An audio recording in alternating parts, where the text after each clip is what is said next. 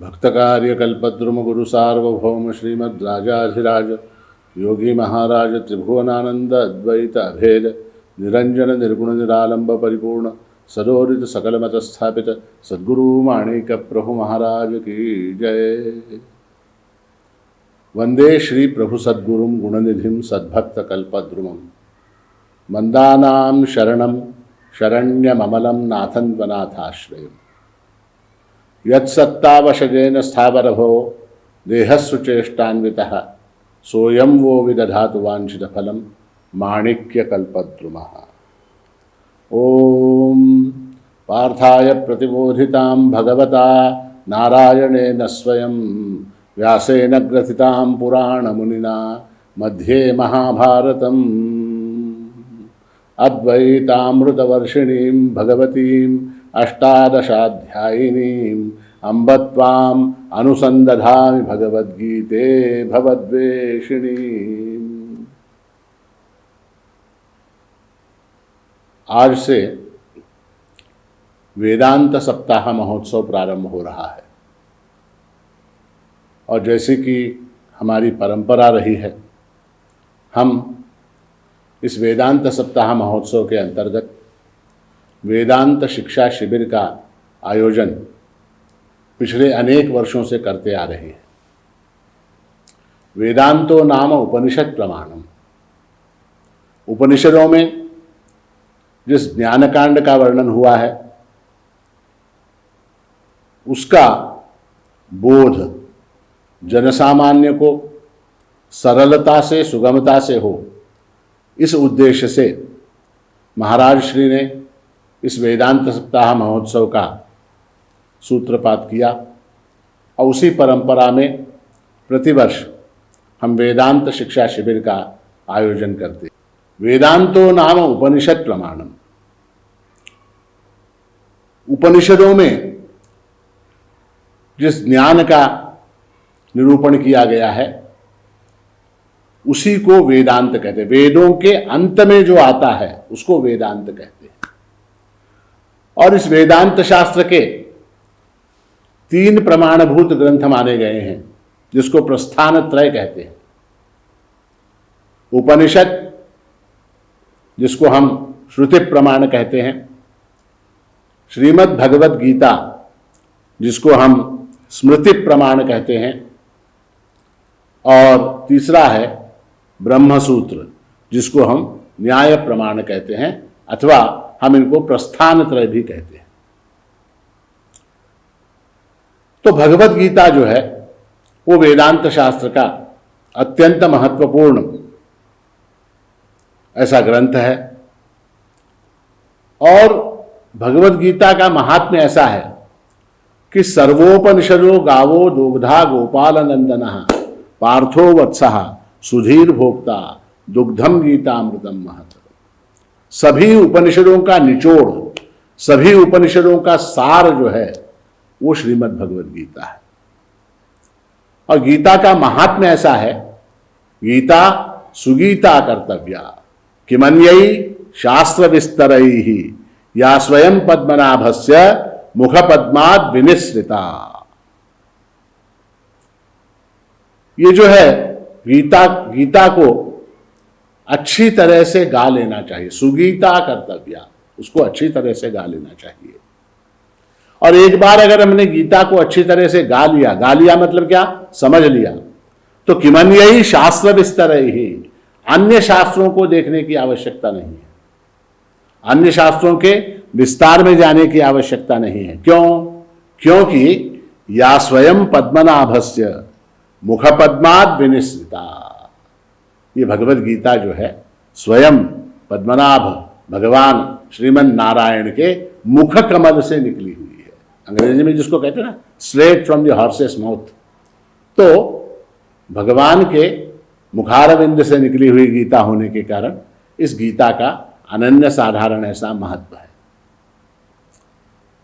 छोटे बालक होते हैं घरों में, आपने देखा होगा, छोटे बालक होते हैं 2 साल के, 2.5 साल के, तो उनकी माताएं क्या करती हैं, उनको जो भोजन कराती हैं तो चावल है, नरम चावल है, उसमें कुछ चटनी है या उसमें कुछ दाल है, थोड़ी सी दही है, नमक है, ऐसी चीज़ों को मिला के, घी है, ऐसी चीज़ों को मिला के जो है उसको खिला देती है बच्चे को। उस बच्चे को कुछ पता नहीं होता कि इसमें क्या क्या है, इसमें चावल है, इसमें दाल है, इसमें चटनी है, इसमें तरकारी है, इसमें सब्जी है, ऐसा कोई बोझ उस बच्चे को नहीं होता। माता ने जो खिला दिया उसको, जो ग्रास उसके मुख में डाल दिया, उसी को वो ग्रहण कर लेता, आनंद के साथ उस भोजन को करता है।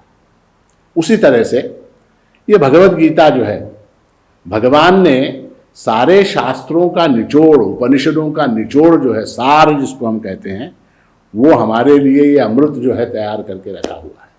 हमको बाकी शास्त्रों को देखने की आवश्यकता नहीं है। माता जिस प्रकार भोजन कराती है उसके अंदर सब मिला हुआ होता है, दूध होता है, दही होता है, चटनी होती है, नमक होता है, उसके अंदर घी होता है, उसके अंदर सारी चीज़ें होती। तो सारी चीज़ों को मिला के जिस तरह से माता अपने बालक के लिए ग्रास बनाती है, उस तरह से भगवान ने ये भगवत गीता रूपी अमृत हमको दिया है।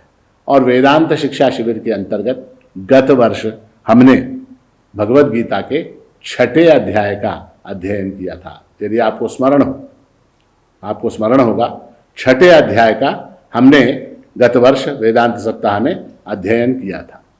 तो स्वाभाविक है, गत वर्ष हमने 6ठा अध्याय पढ़ा, तो इस वर्ष हम क्या पढ़ेंगे?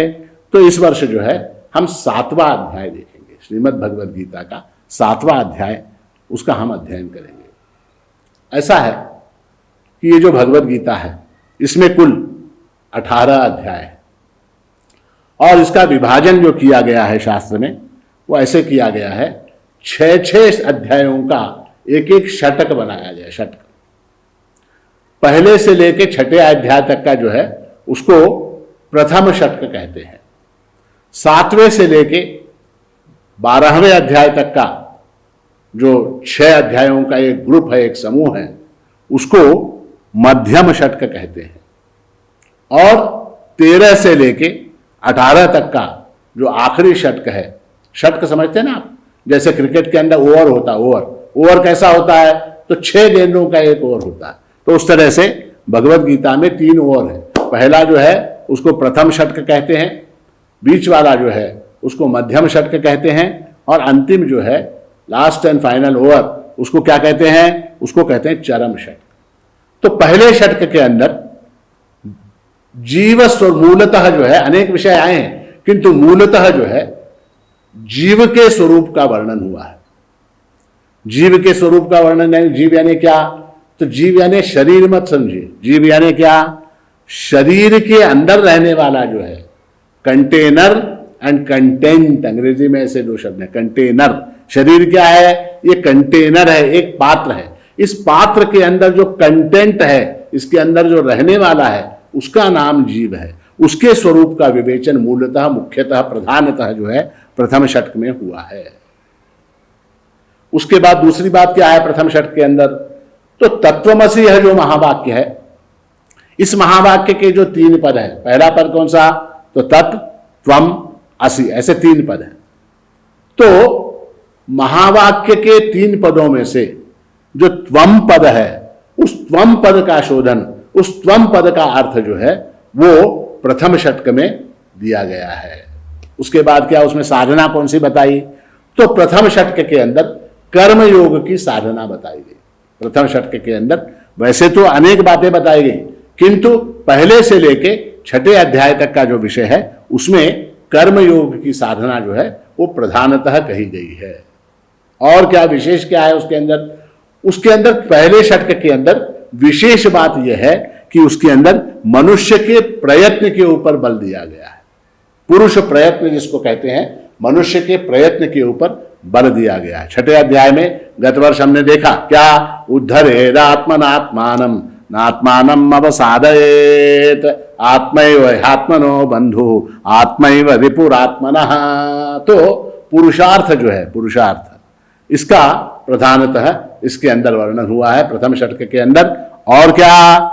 और ये प्रथम षटक जो है वो शरीर प्रधान है। इसके अंदर शरीर की प्रधानता है। दूसरे अध्याय के अंदर भगवान ने बहुत विस्तार के साथ जो है शरीर की बात कही है। शरीर और आत्मा किस तरह से भिन्न है, ये भगवान ने दूसरे अध्याय में विशेषकर अत्यंत विस्तार के साथ बताया है। तो प्रथम षट्क में जीव स्वरूप का वर्णन है, त्वम पद का शोधन है, कर्मयोग की साधना है, पुरुष प्रयत्न का वर्णन है, और उसके अंदर ये जो प्रथम षट्क है ये शरीर प्रधान है। उसके बाद क्या आता है, तो उसके बाद का विषय है जिसको हम मध्यम षट्क कहते हैं। इस मध्यम षट्क का विषय क्या है, तो प्रधान विषय जो है इसके अंदर ईश्वर के स्वरूप का वर्णन है। ईश्वर के स्वरूप का वर्णन है। ईश्वर का स्वरूप कैसा है इसका वर्णन जो है इस मध्यम षट्क के अंतर्गत आता है। मध्यम षट्क यानी कौन सा, तो 7वें से लेके 12वें अध्याय तक का जो विषय है, 6 अध्याय हैं, षट्क जिसको कहते हैं मध्यम षट्क, उसके अंदर जो है ईश्वर के स्वरूप का वर्णन है और महावाक्य के तत्पद का शोधन है। महावाक्य में जो तत्पद आता है, तत्त्वमसि, तो उसमें जो तत्पद आता है उस तत्पद का शोधन जो है इस मध्यम षट्क में हुआ है।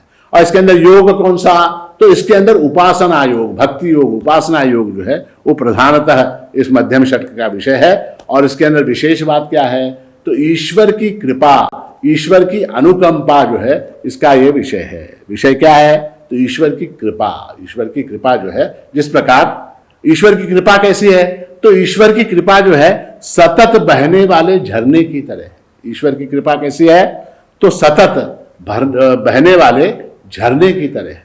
अब उस झरने में से आप इलेक्ट्रिसिटी को टैप कर सकते हैं। आपको अगर जरूरत है, आपको अगर चाहिए, तो आप उसके नीचे जनरेटर लगाइए, वो यंत्र लगाइए, इलेक्ट्रिसिटी टैप हो जाएगी। झरना क्या है, वो सतत बह रहा है। ईश्वर की कृपा जो है वो सतत उपलब्ध है, उसको टैप करना हमारा काम है। ये विषय जो है इस मध्यम षट्क में आया है और ये मन प्रदान है। उपासना क्या है, उपासना मानसिक कर्म है। उपासना मानसिक कर्म होने के कारण मध्यम षट्क जो है वो मन प्रदान है। और अंत में क्या आता है, तो अंत में आता है चरम षट्क। चरम षट्क इसके अंदर क्या है, इस चरम षट्क का प्रधान विषय जो है वो जीवेश्वर ऐक्य, जीव और ईश्वर की एकता का प्रतिपादन जो है 13वें अध्याय से 18वें अध्याय तक का जो विषय है उसके अंदर प्रधान विषय क्या है, तो जीव और ईश्वर का ऐक्य।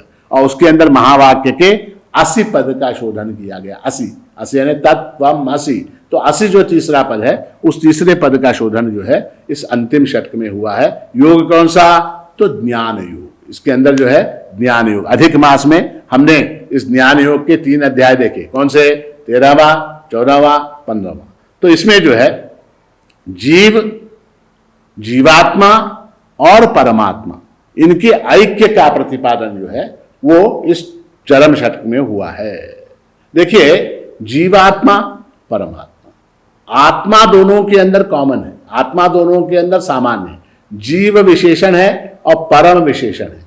इन विशेषणों को अगर हटा दें तो क्या बचेगा, आत्मा बचेगा। जीवत्व और ईशत्व ये दोनों हटा देने पर वहां शेष क्या रहता है, आत्मा जो एक है। इस विषय का प्रतिपादन जो है वहां पर उस चरम षट्क में हुआ है।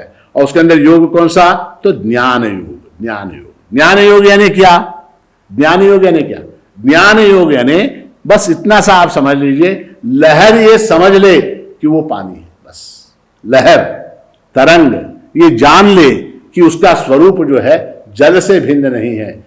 तरंग क्या है, तो तरंग भी जल ही है। इसको अगर तरंग समझ ले तो फिर वो क्या हो जाता है, वो ज्ञान योग हो जाता है। और वहां प्रधानता किसकी है, तो बुद्धि की प्रधानता है। चरम षट्क के अंदर बुद्धि की प्रधानता है। तो इस प्रकार भगवद गीता का शास्त्रकारों ने वर्गीकरण किया है अध्यायों का।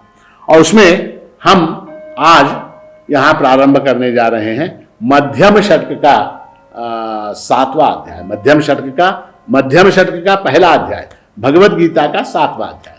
क्योंकि गत वर्ष हमने 6ठा अध्याय देखा, तो इस वर्ष हम जो है 7वां अध्याय देखेंगे। 7वें अध्याय का मूल विषय क्या है, तो ईश्वर का स्वरूप, ईश्वर की उपासना और ईश्वर की कृपा। ईश्वर का स्वरूप, ईश्वर की उपासना और ईश्वर की कृपा जो है ये इस 7वें अध्याय का, बल्कि मध्यम षट्क का भी विषय यही है, 7वें अध्याय का भी विषय यही है। और इस 7वें अध्याय में श्रीमद् भगवद गीता के अनेक महत्वपूर्ण श्लोक जो हैं वो इसी 7वें अध्याय के अंतर्गत आते हैं। तो ये 7वां अध्याय जो है ईश्वर के स्वरूप का आकलन करने में हमारी सहायता करता है। इसलिए हम क्या करेंगे, इसलिए अब हम 7वें अध्याय में प्रवेश करेंगे। 7वें अध्याय में हम प्रवेश करेंगे। अथ 7मोऽध्यायः ज्ञान विज्ञान योगः। अथ, यहां से हम परमात्मा का स्मरण करते हुए 7वें अध्याय को प्रारंभ करते हैं। और इस अध्याय का नाम क्या है? ज्ञान विज्ञान योगः। ज्ञान और विज्ञान, आगे विषय आने वाला है। ज्ञान यानी क्या, विज्ञान यानी क्या, ये विषय आगे विस्तार पूर्वक भगवान स्वयं बताने वाले हैं, इसलिए मुझे बताने की आवश्यकता नहीं है। तो ज्ञान विज्ञान योग जो है इस अध्याय का नाम है, और इसमें जो है भगवान स्वयं ही अपनी ओर से बात करना प्रारंभ करते हैं। तो भगवान कहते हैं, श्री भगवान उवाच मय्यासक्तमना पार्थ योगम युञ्जन्मदाश्रयः असंशयं समग्रं मां यथा ज्ञास्यसि तच्छृणु।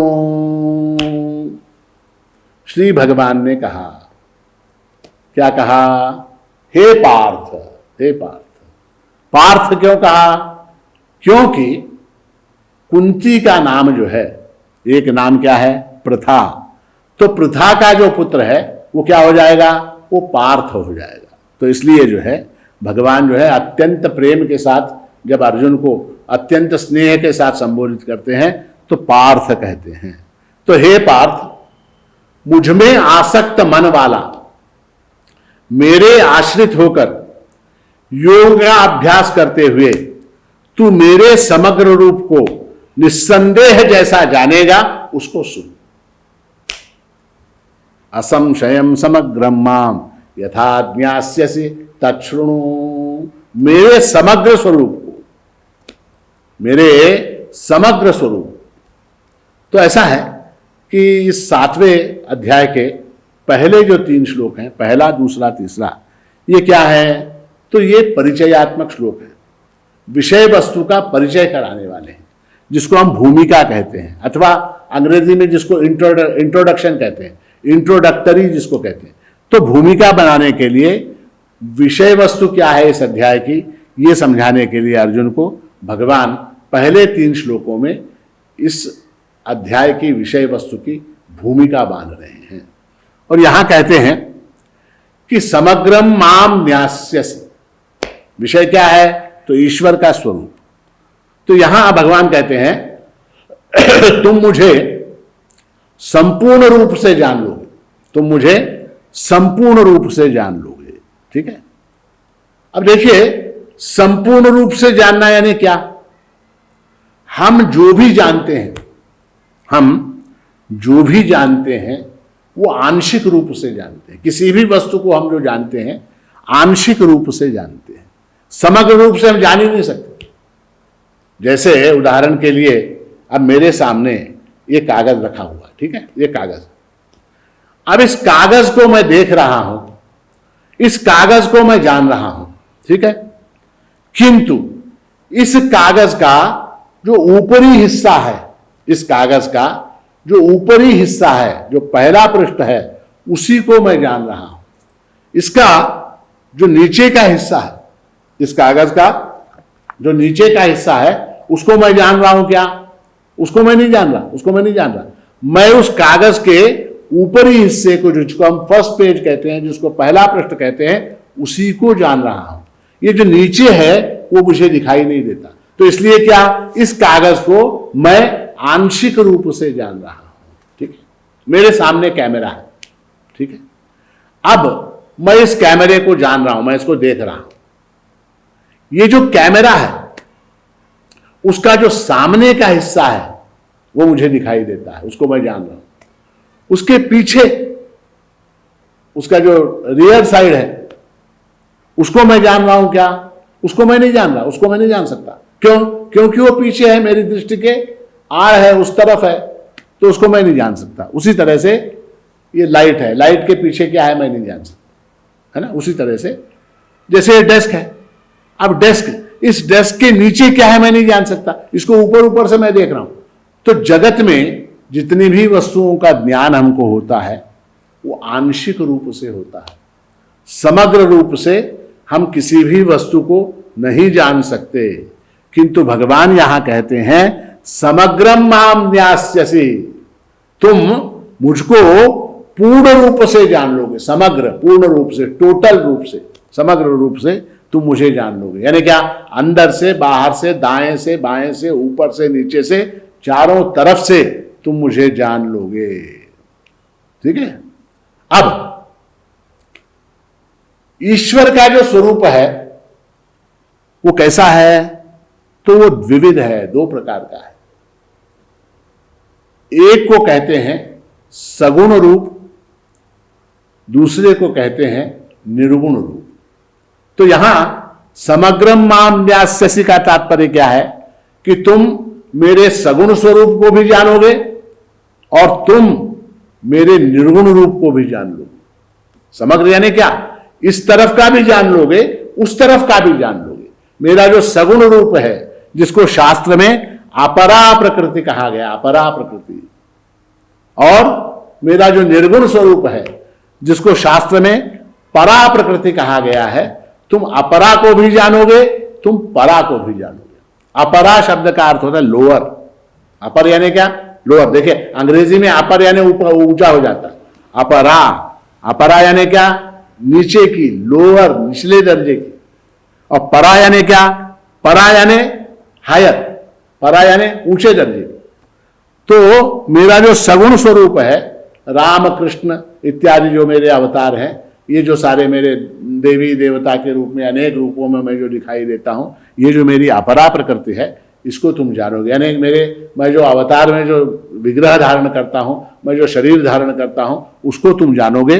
और मेरा जो निर्गुण निराकार चैतन्य स्वरूप है, सच्चिदानंद घन ऐसा जो स्वरूप है, जिसको निर्गुण ब्रह्म कहते हैं, उसको भी तुम जानोगे। अब ऐसा है कि साधारण लोग जो हैं, वो जिन्होंने शास्त्र का अध्ययन नहीं किया है, ऐसे लोग साधारणतया ईश्वर के जो अवतार हैं, राम हैं, कृष्ण हैं, हनुमान हैं, देवी हैं, गणेश हैं, इन्हीं को ईश्वर मान बैठते। यही ईश्वर का समग्र स्वरूप। क्यों? क्योंकि हमारी आदत बनी हुई है, हमारा एक बचपन से हमने यही सीखा। क्या? तो हमने कैलेंडर देखे, तो कैलेंडर में हमने क्या देखा? तो कोदंडधारी भगवान राम हैं, उनके वाम पार्श्व में सीता जी हैं, इधर भरत हैं, इधर शत्रुघ्न हैं, पीछे लक्ष्मण जी हैं, सामने हनुमान हैं। तो हमने ईश्वर के सगुण स्वरूप को ही देखा है, निर्गुण स्वरूप की हम कल्पना नहीं कर सकते। ये जो सगुण स्वरूप है, इसको शास्त्र में अपरा प्रकृति कहा गया, निचले दर्जे की प्रकृति कहा गया है। ये जो सगुण स्वरूप है, ये कैसा है भगवान का? तो जन्माष्टमी के दिन भगवान अवतार लेते हैं, स्वर्गारोहण के दिन अंतर्धान हो जाते हैं, रामनवमी के दिन भगवान अवतार धारण करते हैं, फिर सरयू के अंदर भगवान अंतर्धान हो जाते हैं। सगुण रूप का भगवान जो है वो subject to arrival and departure है, वो आने वाला जाने वाला है। किंतु जो निर्गुण निराकार सच्चिदानंद घन ऐसा परमात्मा है, जिसको शास्त्र ने परा प्रकृति कहा गया, ईश्वर की परा प्रकृति, वो न आती है न जाती है, वो सदा बनी रहती है, वो सदा बनी रहती है। उसको परा प्रकृति कहा गया है। वो कैसी है? तो वो अदृश्य है, अदृश्य है, अभौतिक है, अमूर्त है, निर्गुण है, शाश्वत है और सर्वव्यापी है। ऐसा मेरा स्वरूप है, निर्गुण निराकार स्वरूप। तुम मेरे इन दोनों स्वरूपों को संपूर्ण रूप से जान लोगे। इसलिए भगवान कहते हैं समग्रम माम न्यास्यसि। और कैसे जानोगे? किस प्रकार से जानोगे? तो भगवान कहते हैं असंशयम माम न्यास्यसि, संशय रहित होकर तुम जानोगे। मुझको जान लेने के बाद, अथवा जो मैं तुमको बताने जा रहा हूं वो जब बता लूंगा और उसको तुम आत्मसात कर लोगे, तो तुम्हारे मन में मेरे स्वरूप के विषय में किसी प्रकार का कोई संशय बाकी नहीं रहेगा, कोई शंका बाकी नहीं रहेगी। असंशयम माम न्यास्यसि। ऐसा है कि शंका जो है, संशय जो है, वो अगर 1% भी हो तो भी वो ज्ञान जो है अपूर्ण होता है, अपूर्ण होता है। जैसे ये जो यहाँ लाइटें वगैरह लगी हुई हैं, उनमें से तार गुजर रही, इलेक्ट्रिक वायर है, ठीक है। मैंने आपसे कहा क्या 99% मुझको भरोसा है कि इस वायर के अंदर कहीं भी खुला हुआ नहीं है, शॉक नहीं लगेगा, इसको आप छू सकते हो। 99% गारंटी है क्या कि आप इसको छू सकते हो, इस वायर को, कहीं शॉक नहीं लगेगा। किंतु 1% डाउट है, 1% शंका है, 1% संशय है कि कहीं अगर आप उसको छू लोगे तो आपको शॉक हो जाएगा, शॉक लगेगा, इलेक्ट्रोक्यूट हो जाएंगे आप, ऐसी मुझे शंका है। ऐसा मैंने कहा। आप हिम्मत करोगे क्या उसको हाथ लगाने की, उस वायर को हाथ लगाने की हिम्मत करोगे? नहीं। क्यों?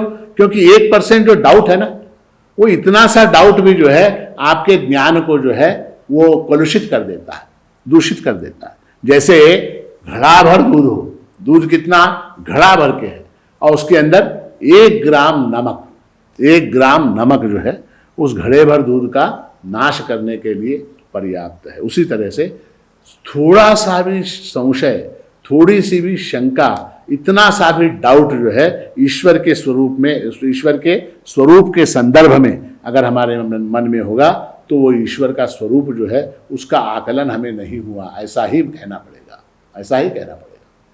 संपूर्ण रूप से असंशयम माम न्यास्यसि, संशय रहित होकर जानोगे।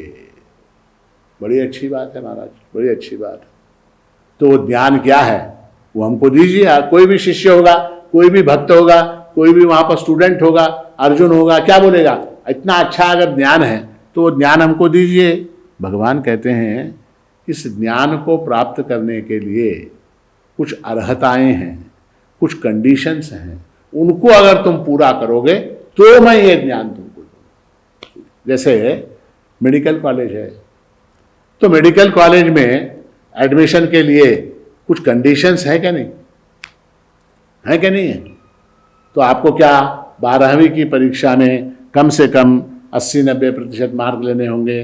12वीं का जो आपके विषय होंगे उसके अंदर जो है बायोलॉजी, फिजिक्स, केमिस्ट्री ये विषय होने चाहिए। आपने कहा मान लीजिए क्या कि आपने 12वीं में क्या हिस्ट्री, इकोनॉमिक्स, सोशल स्टडीज़ ये विषय लिए, 12वीं पास हो गए, अब गए मेडिकल कॉलेज में, बोलेंगे मुझे एडमिशन दो, देंगे क्या? नहीं देंगे, नहीं देंगे।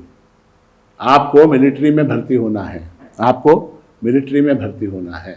आप गए वहाँ, आपकी हाइट कितनी? 4 फीट 8 इंच, आपका वजन कितना? 40 किलो। लेंगे क्या आपको?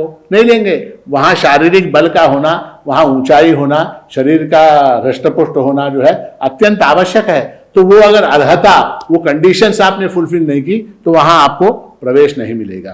तो भगवान भी यहाँ कहते हैं कि असंशयम समग्रम माम न्यास्यसि, तुम मुझको जान लोगे, किंतु वो जानने के लिए जो है उस ज्ञान को प्राप्त करने के लिए कुछ कंडीशंस हैं, कुछ अर्हताएं हैं, उनको तुम्हें पूरा करना पड़ेगा। वो क्या है? तो सबसे पहली बात क्या भगवान कहते हैं? मयि आसक्त मनः, मयि आसक्त मनः, मुझे जानने की इच्छा तुम्हारे मन में होनी चाहिए। मुझे जानने की इच्छा तुम्हारे मन में होनी चाहिए। बिना इच्छा के परमात्मा को जानने की, ईश्वर को जानने की इच्छा न रहते हुए कोई ईश्वर को जान सकता है क्या? नहीं जान सकते। ऐसा है कि हमको अनेक लोग मिलते हैं, हमको अनेक लोग मिलते हैं, हम सबके बारे में जानकारी इकट्ठी करते हैं क्या? नहीं करते, नहीं करते। जिसके प्रति प्रेम होता है, जिसके प्रति प्रेम होता है वो वही मेरा लक्ष्य है, ऐसा जब भाव मन के अंदर होता है तब उसको हम जानने का प्रयास करते हैं। आप देखिए प्रेमी प्रेमिकाएं होती, ठीक है, जब उनकी पहली मुलाकात होती है कहीं बस स्टैंड के ऊपर, कहीं किसी मॉल में, कहीं किसी सिनेमा घर में, कहीं किसी शॉपिंग की जगह पे, कहीं बाजार में, किसी परिचित के घर पर, कहीं पर जो है उनकी मुलाकात, जब पहली मुलाकात होती है तो मयि आसक्त मनः, मन उसके अंदर, उस प्रेमिका के अंदर या प्रेमी के अंदर आसक्त होगा, तभी जो है उसको जानने की जिज्ञासा उत्पन्न होती है। ये कहाँ रहता है, ये कहाँ नौकरी करता है, इसकी तनख्वाह कितनी है, हाँ, इसका घर भी है क्या नहीं है, इसके घर में माँ बाप हैं क्या नहीं है, विशेषकर माँ है क्या नहीं है, नहीं हो तो बहुत अच्छा। हाँ, समझ रहे हैं आप मेरी बात को? तो वही मेरा लक्ष्य है, इसी को मुझे प्राप्त करना है, इसी से मुझे विवाह करना है, ऐसा भाव जब होगा मन के अंदर, तभी जो है वो प्रेमी अथवा प्रेमिका एक दूसरे को जानने का प्रयास करते हैं। अगर इंटरेस्ट ही नहीं है उनके अंदर तो नंबर मांगेंगे क्या, फोन नंबर, तुम्हारा व्हाट्सएप का नंबर दो, फोन नंबर दो, ऐसा बोलेंगे? नहीं बोलेंगे। अगर इंटरेस्ट है, मई आसक्त मना, मन यदि आसक्त हुआ होगा तभी जो है जानने की जिज्ञासा प्राप्त होती है। और जानने की जिज्ञासा कब होती है? जब वही हमारा लक्ष्य हो, वही हमारा ध्येय हो, उसको प्राप्त करने की इच्छा बलवत्तर हो, तभी जो है हम उसको जानने की इच्छा करते हैं। ठीक है, लक्ष्य ध्येय, वही हमारा जो है ध्येय होना चाहिए, तभी जो है जानने की इच्छा उत्पन्न होती है। अब अध्यात्म में कहा जाता है कि अध्यात्म में साधक का ध्येय मोक्ष है। साधक का ध्येय क्या है, लक्ष्य क्या है? तो मोक्ष है। और यहां भगवान कहते हैं कि मैं जिसका लक्ष्य हूं, मैं जिसका ध्येय हूं। अब प्रश्न यह आता है, हम मोक्ष को चुने या भगवान को चुने?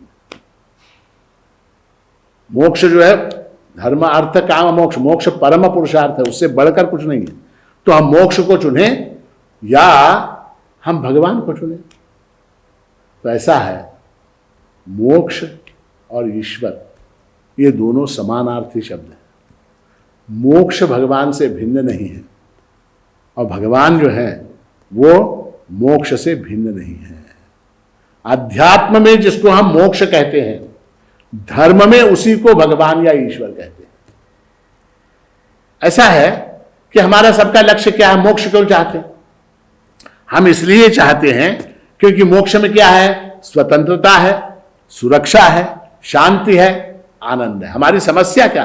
अस्वतंत्रता हमारी समस्या है, असुरक्षा हमारी समस्या है, दुख हमारी समस्या है, अशांति हमारी समस्या है।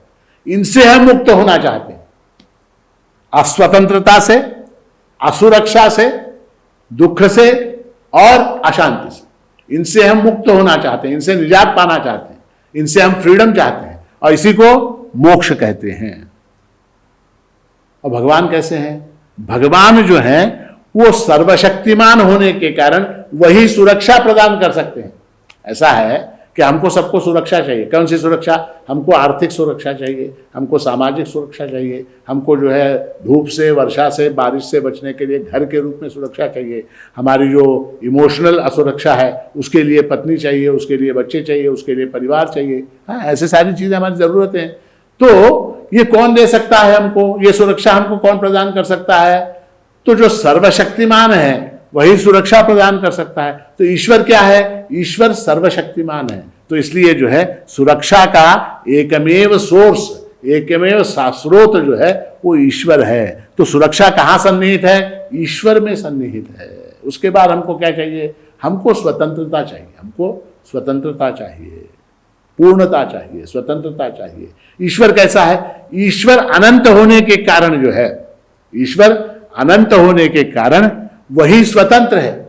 जो जो वस्तु देश और काल से मर्यादित होती है वो अस्वतंत्र होती है, वो लिमिटेड होती है, वो अपूर्ण होती है। टाइम एंड स्पेस से लिमिटेड, देश और काल से जो मर्यादित वस्तु होती है वो अस्वतंत्र होती है, वो अपूर्ण होती है, वो पूर्ण नहीं हो सकती। परमात्मा कैसा है? वो अनंत है। सत्यम ज्ञानम अनंतम ब्रह्म, अनंत है। तो अनंत होने के कारण क्या है? वो ही पूर्णता प्रदान कर सकता है, वही स्वतंत्रता का स्रोत है, वो अकेला ही स्वतंत्र है। बाकी सारी जड़ वस्तुएं जगत की जितनी हैं वो सब अस्वतंत्र हैं, वो सब क्या है? दूसरे पर निर्भर हैं। वो क्या है? अपूर्ण है, अपूर्ण है। परमात्मा स्वयं जो है स्वतंत्र होने के कारण और पूर्ण होने के कारण पूर्णता की हमारी जो आवश्यकता है और स्वतंत्रता की हमारी जो आवश्यकता है वो परमात्मा ईश्वर ही पूर्ण कर सकता है। तीसरी बात, हम क्या मोक्ष किस लिए चाहते हैं? आनंद के लिए चाहते हैं, दुख से मुक्ति के लिए चाहते हैं, आनंद के लिए। तो परमात्मा कैसा है? आनंद आत्मा, वो जो है आनंद स्वरूप है। परमात्मा आनंद स्वरूप है, वहां दुख का लेश भी नहीं है। तो इसलिए जो है यदि हम आनंद चाहते हैं तो हमको कहाँ जाना होगा? हमको यदि पासपोर्ट की आवश्यकता है, मान लीजिए हमको अमेरिका जाना, पासपोर्ट चाहिए या वीसा चाहिए, तो अमेरिका जाने का वीसा लेना है तो कहां जाएंगे हम, बताइए? किसी पान की दुकान पे मिलेगा क्या? नहीं मिलेगा। किसी होटल में? नहीं। किसी बार में? नहीं। किसी रेस्टोरेंट में? नहीं। हमारा जो एमएलए है उसके घर पे जाएंगे, मिलेगा? नहीं। हमारा जो एमपी है उसके पास जाएंगे, मिलेगा? नहीं। कहां जाएंगे हम? अमेरिकन एम्बेसी में ही उसका भी, अमेरिका का वीसा मिल सकता है, दूसरे कहीं जाएंगे आप नहीं मिलेगा।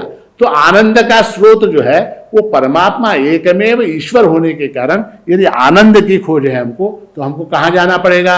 उस ईश्वर की शरण में ही जाना पड़ेगा। तो मोक्ष जो है, जो आनंद जिसको हम कामना करते हैं, वो आनंद कहां है? तो वो ईश्वर में सन्निहित है। ईश्वर क्या है? आनंद आत्मा। तो इसलिए जो है उस ईश्वर की शरण में जाना होगा। तो इसलिए जो है अगर तुम मोक्ष चाहते हो तो वास्तव में तुम क्या चाहते हो?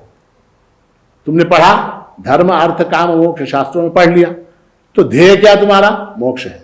तुम क्या बोलते हो कि मुझे मोक्ष चाहिए, मुझे मुक्ति चाहिए, मुझको फ्रीडम चाहिए, मुझको लिबर्टी चाहिए, लिबरेशन चाहिए, निर्वाण चाहिए। वास्तव में ये सब शब्द हैं, ये सब अलग अलग शब्द हैं।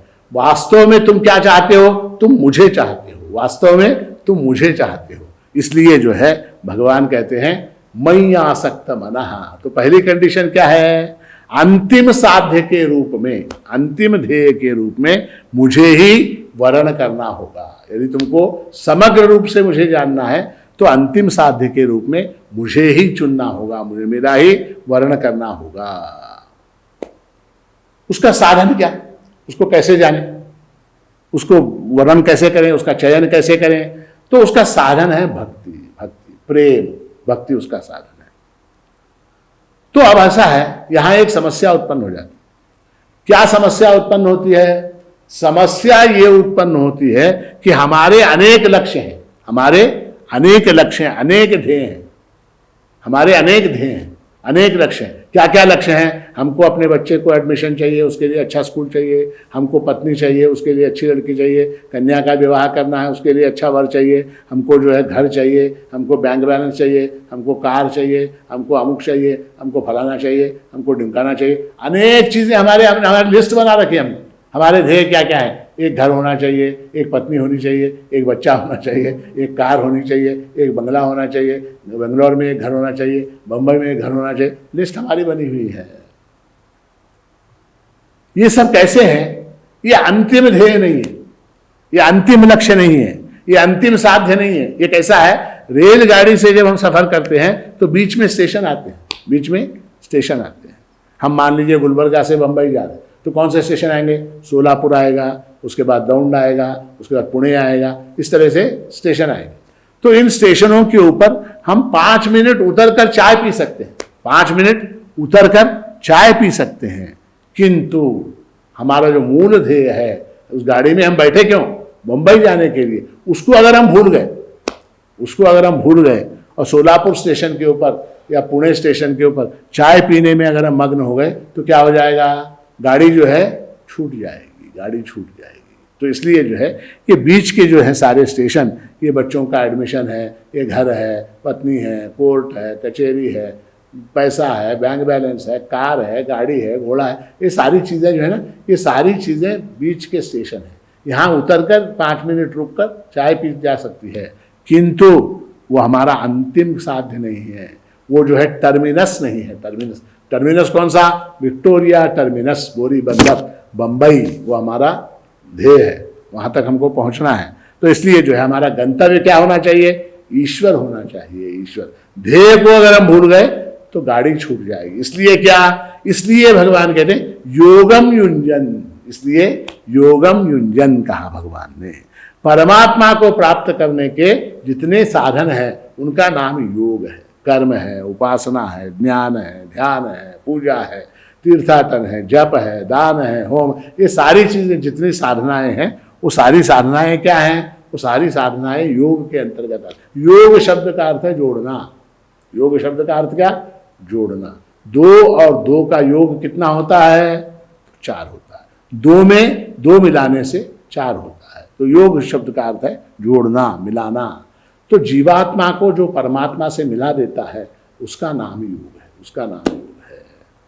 तो जितने साधन हैं वो सब योग के अंतर्गत आते हैं। तो यहां भगवान कहते हैं उसके लिए दूसरी कंडीशन क्या, योगम युंजन, जो है योग की साधना करते हुए। इसका मतलब क्या हुआ, इसका मतलब अपने स्तर के अनुकूल रिलेवेंट साधना करते हुए, अर्थात क्या, तो परिश्रम पूर्वक प्रयत्न करना, परिश्रम पूर्वक प्रयत्न करना। तो परमात्मा ईश्वर के स्वरूप को जानने के लिए पहली कंडीशन क्या, उसके प्रति प्रेम होना चाहिए, उसको जानने की इच्छा होनी चाहिए, ये पहली कंडीशन। दूसरी कंडीशन क्या, उसको जानने का प्रयास भी होना चाहिए। बहुत से लोग कहते हैं प्रभु की इच्छा होगी तो होगा, वरना नहीं होगा। हमारे यहाँ लोग आते तो भजन होता है वेदांत सप्ताह में, आप लोग जानते हैं कार्यक्रम। किसी से मैंने पूछा, नहीं आ रहे क्या भजन में, नहीं बैठोगे भजन में, नहीं आओगे? तो कहने लगा ऐसा है, प्रभु की इच्छा होगी तो आऊँगा। प्रभु की इच्छा होगी तो, अरे तेरी इच्छा है क्या, नहीं बता, प्रभु की इच्छा तो बहुत है, तेरी इच्छा है क्या? तो इसको क्या कहते हैं, इसको कहते हैं मंद मुमुक्षुत्व कहते हैं, इसको मंद मुमुक्षुत्व। तो प्रयत्न होना चाहिए, अपनी ओर से साधना होनी चाहिए, प्रयत्न। योगम युंजन यानी क्या, योगम युंजन क्या, प्रयत्न करते हुए, परमात्मा को जानने का प्रयास करते हुए। वो कैसे करें, वो प्रयास कैसे करें? वो प्रयास भगवान कहते हैं कि मदाश्रय, मेरा आश्रय लेकर प्रयत्न करें। ऐसा है, जब हम किसी बात का प्रयत्न करते हैं तो हमको एक अहंकार हो जाता है, एक अहंकार हो जाता है। अहंकार क्या, कि मैं ये कर रहा हूं, मैं ये कर रहा हूं, मैं अमुक साधना कर रहा हूं, मैं अमुक भजन कर रहा हूं, मैं अमुक जप कर रहा हूं, मैं अमुक होम कर रहा हूं। हाँ, ये साधना करने वालों को एक प्रकार का अहंकार हो जाता है। तो भगवान कहते हैं तीसरी कंडीशन, तीसरी कंडीशन कौन सी, मदाश्रय, मेरा आश्रय लेते हुए, अर्थात क्या, मैं कर रहा हूं इस भाव का त्याग करते हुए, ये परमात्मा मुझसे करवा रहे हैं, इस भाव को साथ में लेना। इसका मतलब क्या, इस भाव के साथ प्रयत्न करना, इसका नाम क्या, मदाश्रय, मत आश्रय। किसका आश्रय, तो भगवान का आश्रय। तो ऐसा है कि प्रयत्न भी होना चाहिए और ईश्वर की कृपा भी होनी चाहिए। किसी भी कार्य की सफलता के लिए दो चीजें अत्यंत आवश्यक है। पहली क्या, प्रयत्न, दूसरा क्या, ईश्वर की अनुकंपा, ईश्वर की अनुकंपा। तो ऐसा है, आप लोग रेल में सफर करते हैं तो आपने देखा होगा कि जब कोई कठिन चढ़ाई होती है, ऊंची चढ़ाई होती है, तो वहां पर इंजन जो है दो लगाए जाते हैं गाड़ी में। विशेषकर बम्बई से जब हम आते हैं इधर गुलबर्गा की तरफ, पूना की तरफ, तो खपोली स्टेशन के ऊपर दो इंजन लगाए जाते हैं। एक इंजन गाड़ी को खींचता है और दूसरा इंजन गाड़ी को धकेलता है। उसी तरह से खींचने वाला जो इंजन है उसका नाम प्रयत्न है, और धकेलने वाला जो इंजन है उसका नाम क्या है, उसका नाम है ईश्वर की कृपा। हमको दोनों की आवश्यकता है, प्रयत्न की भी आवश्यकता है और मदाश्रय, ईश्वर की कृपा, उसकी अनुकंपा भी आवश्यक है। तो सारांश क्या, तो सारांश ये कि ईश्वर को समग्र रूप से जानने के लिए तीन अर्हताएं, तीन कंडीशंस होनी चाहिए। कौन कौन सी, ईश्वर ही मेरा लक्ष्य है, ईश्वर के प्रति मेरा प्रेम है, उसको जानना जो है ये मेरा लक्ष्य है, ये पहली अर्हता है।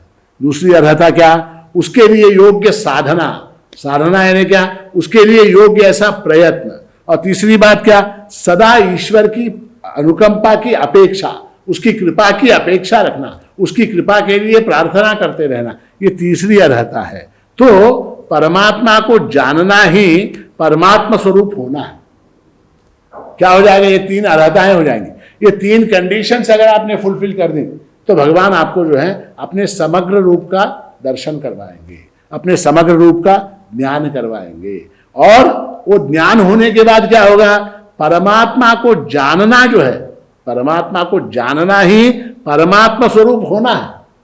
देखिए, ये बड़ा द्वैती लोग जो है ना, वो बड़ा इस बात का मजाक उड़ाते हैं, विशेषकर द्वैती लोग। क्या, किसी वस्तु को जानने से तुम वो हो जाते हो क्या, जैसे ये चश्मा है, मैंने क्या जाना, मैंने ये जाना कि ये चश्मा है, ठीक है। अब इस चश्मे को जानकर मैं चश्मा हुआ क्या? ये तर्क देते हैं वो लोग। कौन? द्वैती लोग। क्या? ये कागज है, इस कागज को जानकर मैं कागज हुआ क्या? नहीं होता ना। किसी वस्तु को जानने से तुम वो वस्तु नहीं बन जाती। अद्वैत में, वेदांत में हम क्या कहते हैं कि ईश्वर को जानने से हम ईश्वर स्वरूप हो जाते हैं। ब्रह्मविद ब्रह्मैव भवति, ऐसी श्रुति है। ब्रह्म को जानने वाला ब्रह्म ही हो जाता है। ब्रह्म जो जाने सो ब्रह्म ही होता है। ऐसा महाराष्ट्र ने भी कहा कि ब्रह्म जो जाने सो ब्रह्म ही होता है। ब्रह्मविदाप्नोति परम, श्रुति कहती है। तैत्तिरीय श्रुति क्या कहती है? ब्रह्मविद आपनोति परम, ब्रह्म को जानने वाला वो परब्रह्म स्वयं बन जाता है।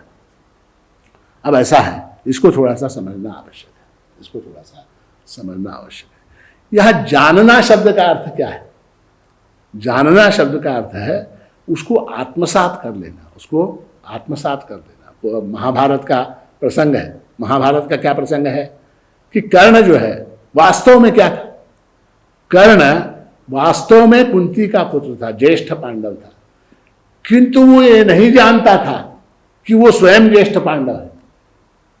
समझ रहे हैं आप मेरी बात? कर्ण कुंती का पुत्र था, वास्तव में वो सूत का पुत्र नहीं था।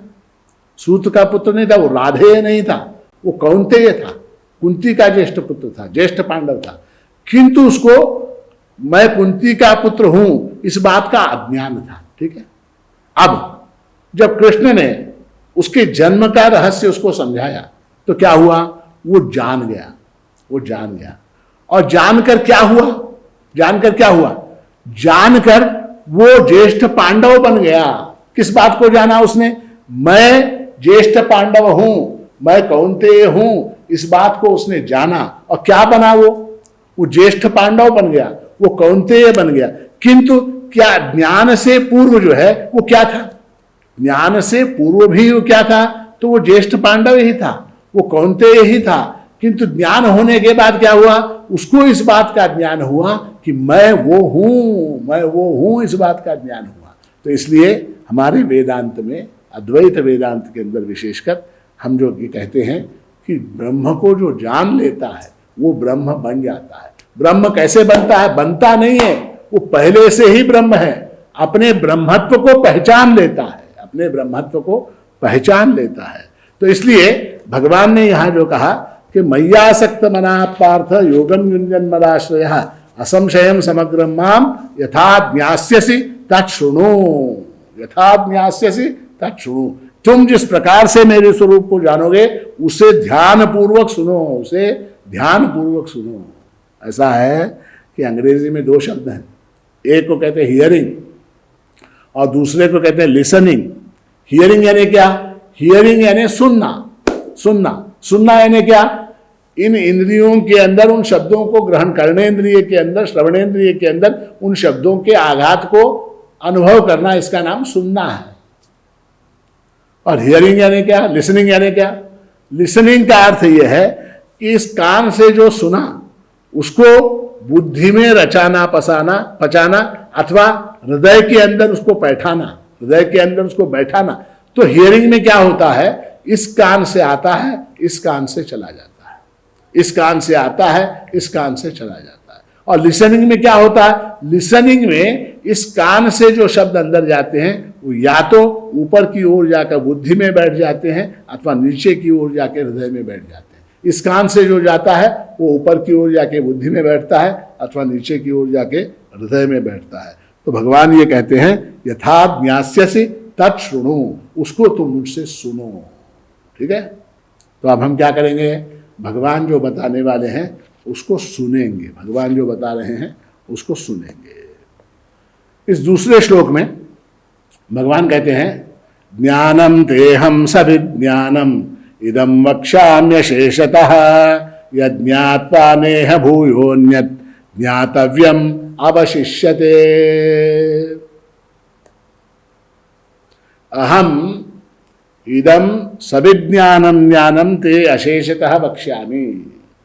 तेरे लिए मैं विज्ञान सहित ज्ञान संपूर्णता से कहूंगा।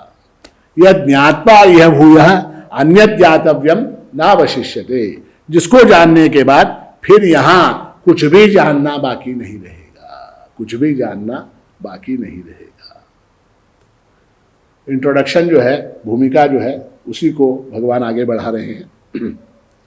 ईश्वर के संपूर्ण स्वरूप का ज्ञान तुझको करवाऊंगा, ईश्वर के समग्र स्वरूप का ज्ञान तुझको करवाऊंगा। संपूर्ण अर्थात अपरा और परा, सगुण और निर्गुण दोनों स्वरूपों का ज्ञान करवाऊंगा। अब ऐसा है, सगुण ईश्वर का जो ज्ञान है, अपरा प्रकृति का जो ज्ञान है, उसके लिए यहां शब्द आया ज्ञानम। ज्ञायते अनेन इति ज्ञानम। सगुण ईश्वर के ज्ञान को अथवा अपरा प्रकृति के ज्ञान को यहां ज्ञान कहा गया। और निर्गुण ईश्वर का जो ज्ञान है, परा प्रकृति का जो ज्ञान है, उसको यहां विज्ञानम कहा गया। क्योंकि भगवान कहते हैं कि ज्ञानम तेहम सविज्ञानम, मैं तुझको ज्ञान भी बताऊंगा और विज्ञान भी बताऊंगा। ज्ञान भी कहूंगा, विज्ञान भी कहूंगा। विशेषेण ज्ञायते अनेन इति विज्ञानम, विशेष रूप से जानना। देखिए, सामान्य रूप से जानना और विशेष रूप से जानना, जानना दो प्रकार का होता है, सामान्य रूप से जानना और विशेष रूप से जानना। तो विशेष रूप से जानना क्या है? परमात्मा के निर्गुण निराकार सच्चिदानंद घन ऐसा जो स्वरूप है, उसको जानना क्या है? तो वो विशेष है, वो विशेष रूप से जानना है। और परमात्मा का जो सगुण रूप है, राम है, कृष्ण है, देवी है, हनुमान है, गणपति है, ये क्या है? इनको जानना ज्ञान है। और वही सच्चिदानंद घन परमात्मा है, ऐसा जानना क्या है? वो विज्ञान है। तो बहुत से लोग जो है यहाँ पर ज्ञान और विज्ञान शब्द सुनकर, विज्ञान का अर्थ हमारे जो स्कूल में साइंस पढ़ाते हैं ना, साइंस, उसको विज्ञान समझते हैं। वो भी एक अर्थ है, क्योंकि यहाँ जो है ये पारिभाषिक शब्द है। ज्ञान और विज्ञान ये वेदांत के पारिभाषिक शब्द है। तो इसलिए जो है भगवान कहते हैं अहम वक्ष्यामि, मैं बताऊंगा। अहम वक्ष्यामि, मैं बताऊंगा। अब देखिए कि कौन बता रहा है, कौन बता रहा है, इसका बड़ा महत्व है, इसका बड़ा महत्व है। आजकल ये कोरोना का सब तरफ महामारी फैली हुई है, रोज अफवाहें आ रही, रोज अफवाहें आ रही। क्या? अमुक तारीख से लॉकडाउन होगा, अमुक तारीख से लॉकडाउन होगा, अमुक स्टेट के अंदर लॉकडाउन होगा, अमुक जिले के अंदर लॉकडाउन होगा, इतने बजे से उतने बजे तक लॉकडाउन होगा। इस तरह से अफवाहें रोज आ रही। कोई अधिकारी, कोई इधर का उधर का, कोई भी व्हाट्सएप पे, फेसबुक के ऊपर, ये सोशल मीडिया भरा रहता। ठीक है। अब मान लीजिए कि कल के दिन स्वयं प्रधानमंत्री जी टीवी पर आए और आके उन्होंने घोषणा कर दी, मान लीजिए क्या, कि अमुक तारीख से अमुक तारीख तक, इतने बजे से इतने बजे तक इन राज्यों में, इन जिलों में लॉकडाउन होगा। ठीक है। तो अब क्या? अब जो है संशय के लिए कोई गुंजाइश है क्या? अफवाह के लिए कोई गुंजाइश है क्या? नहीं। कौन बता रहा है, इस पर इसका बड़ा महत्व है। तो प्रधानमंत्री ने स्वयं कहा, तो क्या हो गया? वो फाइनल हो गया, फाइनल। बस उसके बाद कोई कुछ नहीं कह सकता। उसके बाद जिलाधिकारी ने कहा, तहसीलदार ने कहा, पुलिस वाले ने कहा, इसको कोई महत्व नहीं रह जाता, उसको कोई महत्व नहीं रहता। तो यहां भगवान कहते हैं अहम वक्ष्यामि, मैं बता रहा हूं, मैं बता रहा हूं। क्या बता रहा हूं? ईश्वर का समग्र स्वरूप। कौन बता रहा? स्वयं ईश्वर। देखिए कि मेरे पास जो जो संपत्ति है, मेरा जो बैंक बैलेंस है, मेरे पास जो कुछ है, उसको समग्र रूप से कौन बता सकता है? मेरे अलावा कौन बता सकता है? कोई नहीं बता सकता। मान लीजिए किसी ने, ये फोटोग्राफर है हमारा किरण, इसने मान लीजिए आपसे कहा, क्या क्या कहा कि महाराज जी के खाते में 50 लाख रुपए हैं, कहा उसने। आप भरोसा करोगे क्या? करोगे क्या उसके ऊपर भरोसा? नहीं कर सकते। उसको क्या पता? मैं जब बताऊंगा कि हाँ मेरे बैंक खाते में 50 लाख है, 50,000 है, 50 करोड़ है, जो भी है, मैं जब बताऊंगा तो आप उसके ऊपर विश्वास करेंगे।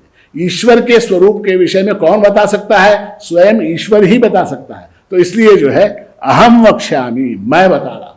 और क्या कर रहा हूं? वक्ष्यामि। वक्ष्यामि यानी क्या? अच्छी तरह से बताऊंगा, अच्छी तरह से बता रहा हूं, अच्छी तरह से बता रहा हूं, समग्र रूप से बता रहा हूं। अच्छा, क्या बताऊंगा? क्या बताऊं? तो इदम सविज्ञानम ज्ञानम वक्ष्यामि। मैं यहां पर विज्ञान सहित ज्ञान कह रहा हूं, विज्ञान सहित ज्ञान बता रहा हूं। किसको बता रहा हूं? ते यानी क्या? तुझे। ऐसा है, जिस प्रकार कौन बता रहा है इसका महत्व है, उसी तरह से किसको बताया जा रहा है इसका भी बड़ा महत्व है। इसका भी बड़ा महत्व है, किसको बताया जा रहा है। तो अर्जुन जैसे योग्य शिष्य को बताया जा रहा है, इसलिए भगवान कहते हैं ते ज्ञानम तेहम सविज्ञानम इदम वक्ष्यामि अशेषतः। अच्छा, किस तरह से बताऊंगा? अशेषतः वक्ष्यामि, कुछ भी शेष न रखते हुए, कुछ भी शेष न रखते हुए पूरी तरह से बताऊंगा। The whole truth and nothing but the truth. Court में कहते हैं ना, मैं सच बोलूंगा, सच के अलावा कुछ नहीं बोलूंगा और पूरा सच बताऊंगा। तो उसी तरह से कैसे बताऊंगा? तो अशेषतः वक्ष्यामि, अहम इदम सविज्ञानम ज्ञानम ते अशेषतः वक्ष्यामि।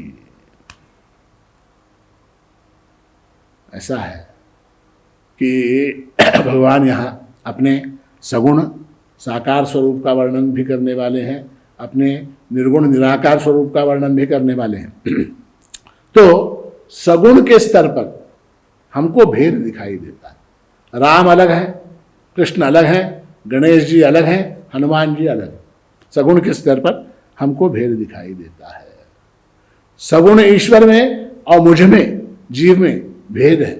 सगुण ईश्वर में और मुझ में भेद है। वो सगुण ईश्वर कैसा है?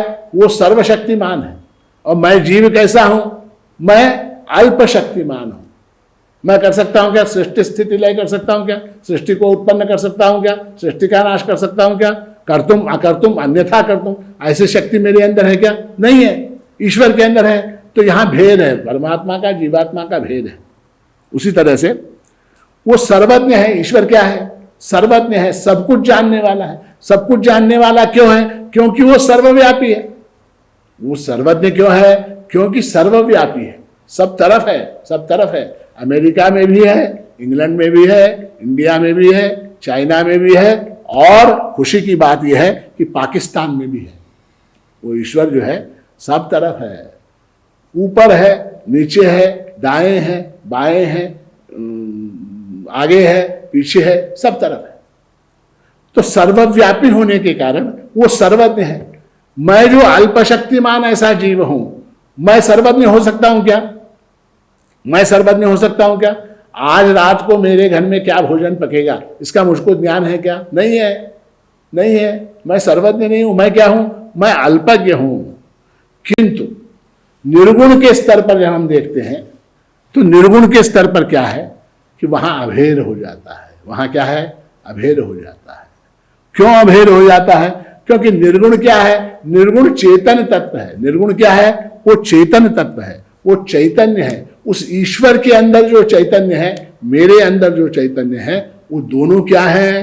वो एक हैं। चैतन्य क्या है? वो एक है। जैसे बल्ब होता, छोटा वाला बल्ब और ये बड़े वाले बल्ब, इनके अंदर भेद है क्या? नहीं। सगुण के स्तर पर इनके अंदर भेद है। ये कितने वाट का? ये 15 वाट का है। ये कितना? ये 1000 वाट का है। ठीक है, तो उनके अंदर जो है भेद है। किंतु इलेक्ट्रिसिटी के स्तर पर, निर्गुण के स्तर पर उनके अंदर भेद है क्या? नहीं। उसके अंदर भी 240 वोल्ट की इलेक्ट्रिसिटी, इसके अंदर भी 240 वोल्ट की इलेक्ट्रिसिटी। जिस प्रकार समुद्र और तरंग में भेद नहीं है, समुद्र और तरंग में जिस प्रकार भेद नहीं है, उस तरह से निर्गुण के स्तर पर जीवात्मा और परमात्मा में किसी प्रकार का कोई भेद नहीं है। अतः ज्ञानम का अर्थ क्या है? तो भेद ज्ञान। ज्ञान का अर्थ क्या? तो भेद ज्ञान। और विज्ञानम का अर्थ क्या? अभेद का ज्ञान। तो भेद का जब ज्ञान होता है तो उसको हम ज्ञानम कहते हैं, और जब अभेद का ज्ञान होता है तो उसको हम विज्ञान कहते हैं। भेद के ज्ञान को ज्ञानम कहते हैं, अभेद के ज्ञान को विज्ञानम कहते हैं। अब इस ज्ञान का, विज्ञान सहित ज्ञान का लाभ क्या है? तो लाभ ऐसा है कि इसको जानने के बाद कुछ भी जानना शेष नहीं रह जाता। इस ज्ञान को प्राप्त करने के बाद अन्य किसी ज्ञान की आवश्यकता नहीं रहती, कुछ भी जानना बाकी नहीं रहता। हमको 3 स्तर पर जो है संसार का ज्ञान होता रहता, 3 स्तर के ऊपर, शरीर के स्तर पर, मन के स्तर पर और बुद्धि के स्तर पर। आप देखिए, जो लोग शरीर के स्तर पर जीते हैं वो क्या है, वो केवल शरीर की ही बात करते हैं, वो केवल शरीर की ही बात करते हैं। क्या? तो उसकी किडनी इफेक्ट हो गई, इसके हार्ट के अंदर ऐसा हो गया, इसको स्टंट डाला गया, इसके बाल झड़ गए, हाँ, और वो ककड़ी जो है वो गालों के ऊपर, आंखों के ऊपर रखने से त्वचा की जो है चमक बढ़ जाती है, अमुक आसन करने से जो है शरीर, कमर और मोटापा घट जाता है, अमुक औषधि के सेवन से जो है वो बाल झड़ने बंद हो जाते हैं, अमुक औषधि के सेवन से बाल काले हो जाते हैं। तो इस तरह से उनकी सारी चर्चा, उनका सारा ज्ञान जो है वो शरीर तक सिमट कर रहता है। शरीर तक, ओ उसका वजन बढ़ गया, वजन को कैसे घटाएं, वजन घटाने के उपाय क्या है, बालों को काला करने के उपाय क्या हैं, हाँ, ये सारी चीज़ें ब्यूटी टिप्स जो है उनकी बातें शरीर के हद तक सीमित रहती हैं। कुछ लोग ऐसे हैं जो मन के स्तर पर जीते हैं, और मन के स्तर पर क्या, तो उनकी बातें केवल जो है मानसिक स्तर की होती हैं, हाँ, उसके अंदर क्या, उनका सुख, उनका दुख, उनका प्रेम, ये सारी बातें। बेटा अमेरिका गया, वो फ़ोन ही नहीं करता, बहू जो है वो हमको सम्मान नहीं देती, बहू हमारे साथ बात ही नहीं करती, हाँ, मैंने उसको मैसेज किया, उसने मैसेज का जवाब ही नहीं दिया, मैंने उसको गिफ्ट दिया, उसने थैंक यू नहीं बोला, हाँ, बहू नाराज़ हो गई, हाँ, सास किरकिरी करती है। ये सारी बातें क्या है, ये मानसिक बातें, ये मन के स्तर पर की बातें। तो जो मानसिक स्तर पर जीते हैं वो केवल मन की बात करते हैं, और कुछ लोग क्या हैं, वो बुद्धि के स्तर पर जीते हैं। उनको चिंता ये कि वो सेब नीचे क्यों गिरा, वो सेब जो है वो नीचे क्यों गिरा, वृक्ष पहले या बीज पहले, संसार की उत्पत्ति कहाँ से हुई, कब हुई, क्यों हुई, ये सारी चीजें जो है उनकी चर्चा जो है सतत उनके दिमाग में वही चलते रहता। उसको जो है बुद्धि के स्तर पर जीना कहते हैं। बुद्धि के स्तर पर जीने से याद आया, एक वैज्ञानिक था, उसका उसकी पत्नी के साथ झगड़ा हो गया, तो पत्नी रोने लगी, वैज्ञानिक की पत्नी रोने लगी। तो इसने क्या कहा मालूम है, अरे क्यों चिंता करती हो, वो क्या है, it's only H2O and NaCl, यानी क्या, H2O यानी क्या, तो H2O यानी पानी, NaCl यानी क्या, नमक। ये जो तेरी आंखों से निकल रहा है ना, वो क्या है, नमक है, पानी।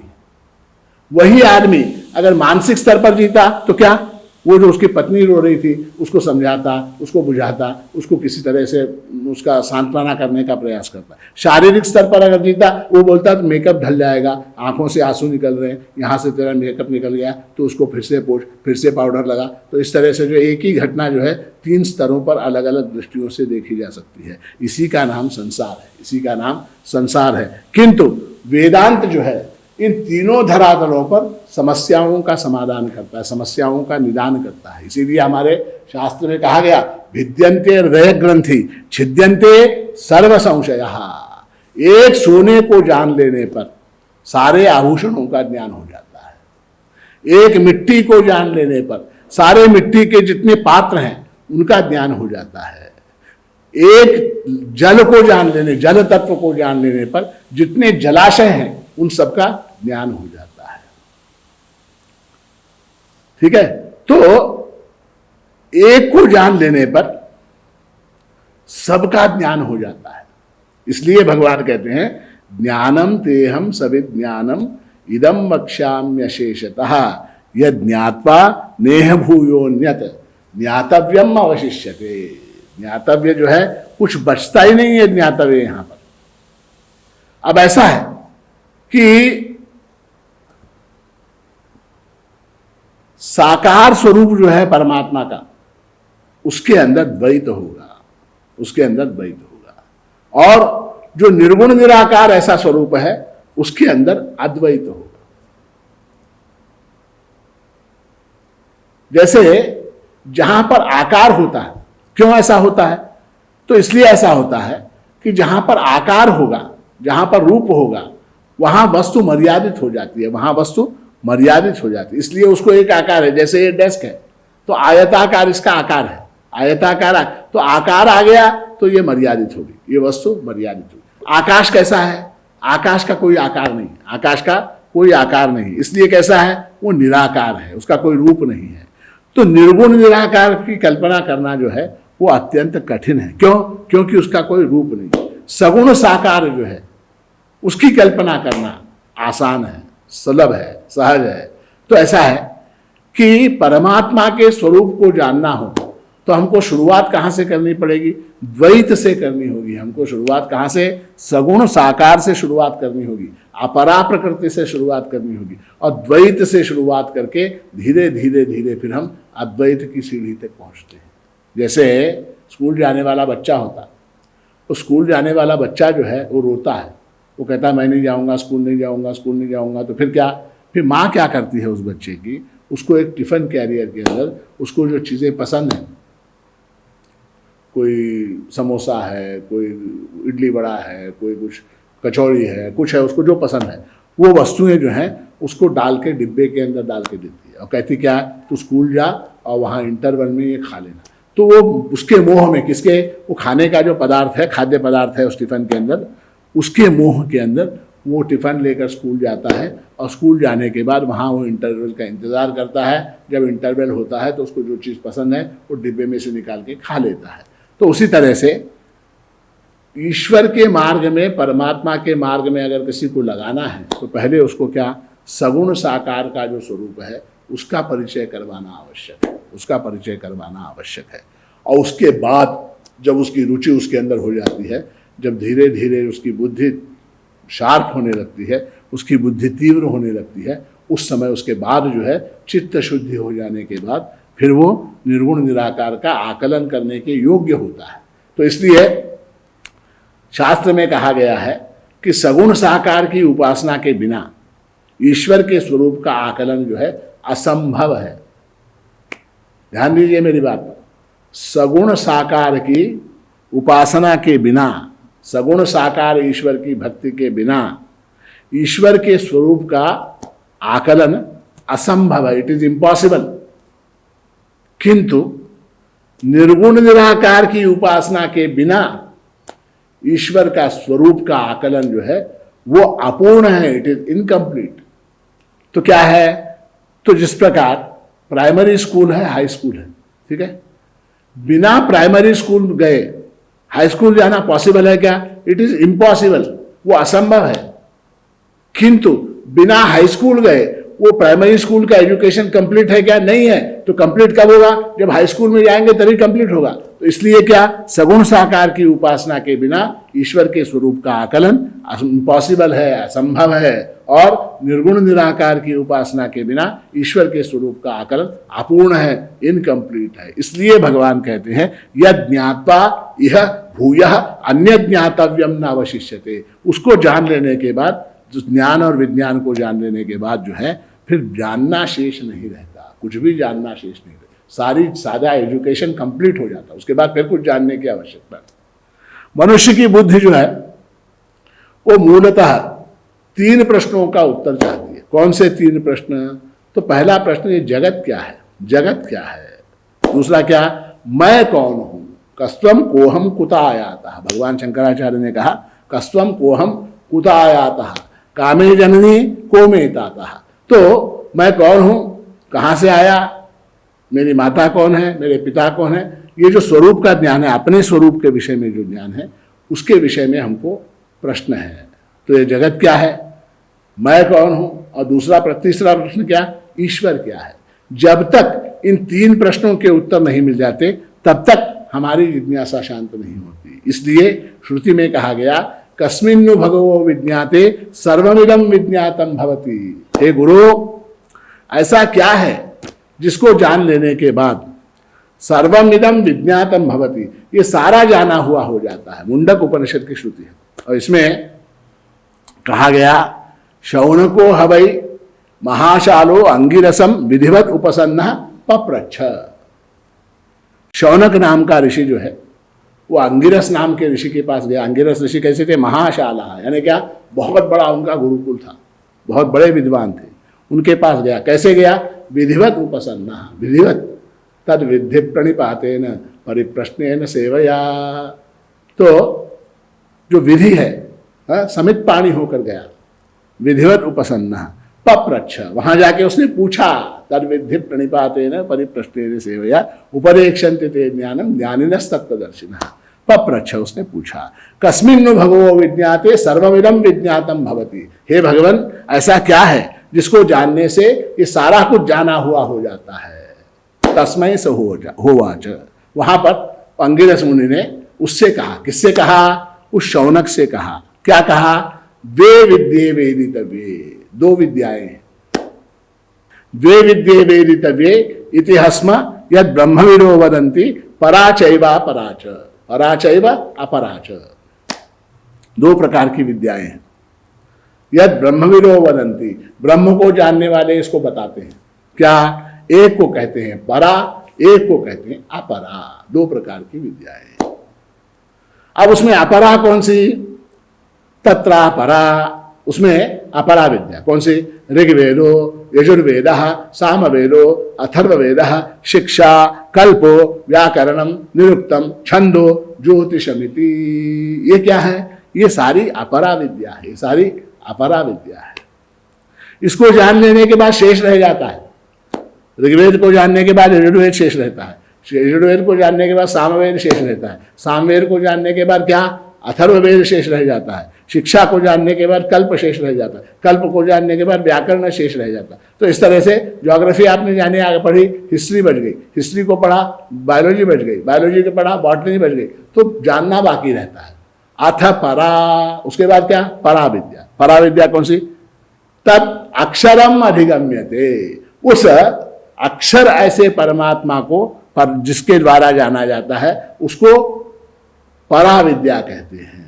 तो उसी अपरा विद्या और परा विद्या को यहां ज्ञानम और विज्ञानम पद से कहा गया है। तो भगवान जो है अब यहां क्या बताने वाले हैं इस अध्याय में? अपरा विद्या और परा विद्या, उनके सगुण स्वरूप का ज्ञान, उनके निर्गुण स्वरूप का ज्ञान। ठीक है, अब हम यहां तीसरे श्लोक में, आज के अंतिम श्लोक में प्रवेश करते हैं।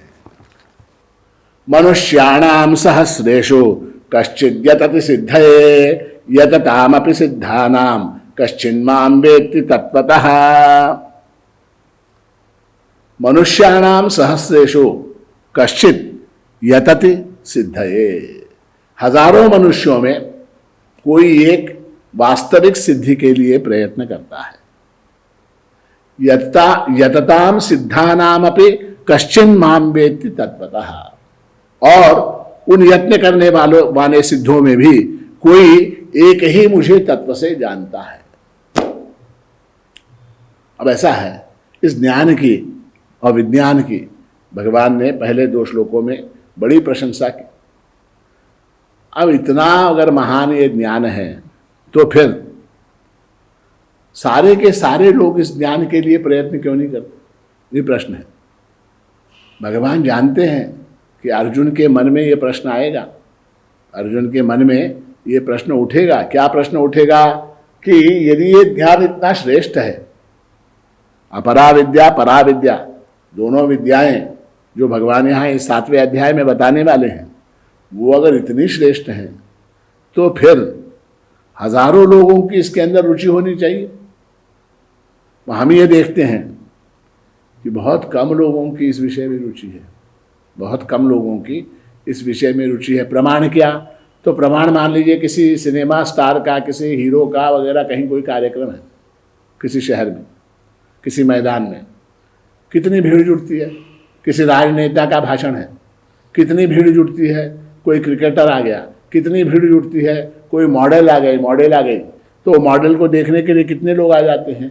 मान लीजिए गीता का प्रवचन चल रहा है, कितने लोग आते हैं, है ना? प्रमाण है देखने के लिए, हमको दिखाई देता है व्यवहार में भी।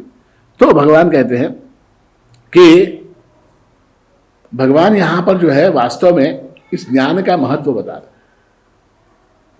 और उस ईश्वर ज्ञान की प्रशंसा कर रहे हैं। कह रहे हैं ये ज्ञान जो है ना अत्यंत दुर्लभ है, अत्यंत दुर्लभ है।